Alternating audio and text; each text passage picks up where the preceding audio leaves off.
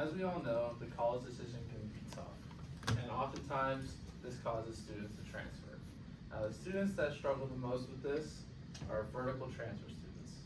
A vertical transfer student is a student who transfers from a 2-year or community college to a 4-year school. According to the Community College Research Center, 31 out of every 100 students attending a community college attempt to achieve a bachelor's degree. Of these 31, only about 14 actually complete their degrees. So why is this? Well, that is what I'm here to tell you. The first reason is the social aspect of it. The social life at a 4-year school is much different compared to that of a 2-year school. According to Alexandra Logue and David Wouchette from InsideHigherEd.com, vertical transfer students are less likely to participate in extracurricular activities. This is mainly because they do not have the same experiences at their prior institution with dealing with these extracurriculars. Now, of these extracurriculars, sports is one of, if not the most impactful. According to Laura Depta of BleacherReport.com, there is a certain togetherness that total strangers can achieve simply by virtue of living in the same city and rooting for the same team. And I think the same thing applies to colleges.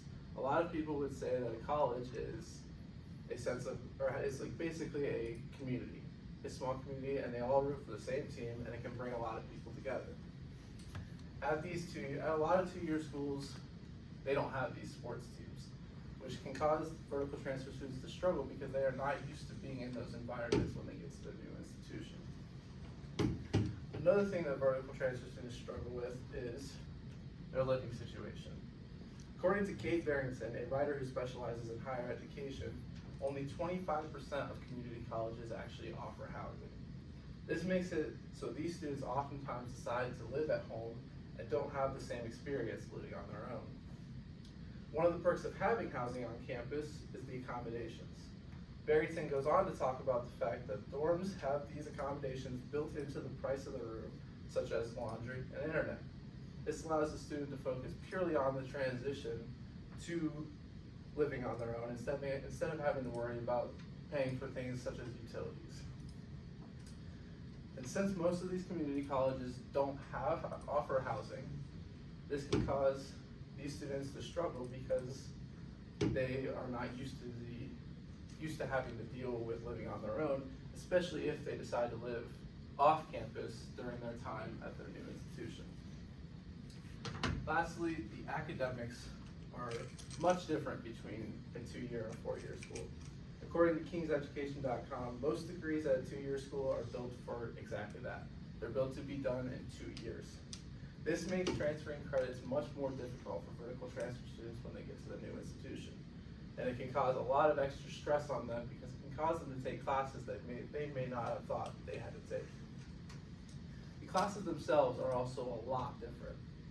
According to the same article, community colleges will have around 20 students per class, while bigger 4-year schools could have upwards of 100.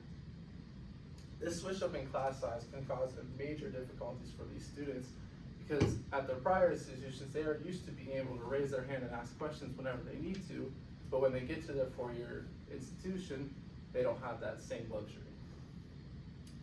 So, as a vertical transfer student myself, I can say that I have encountered a lot, if not all of these things during my transfer process. So I just ask that we take the time to help vertical transfer students make their transition to set them up for success and a better overall college experience.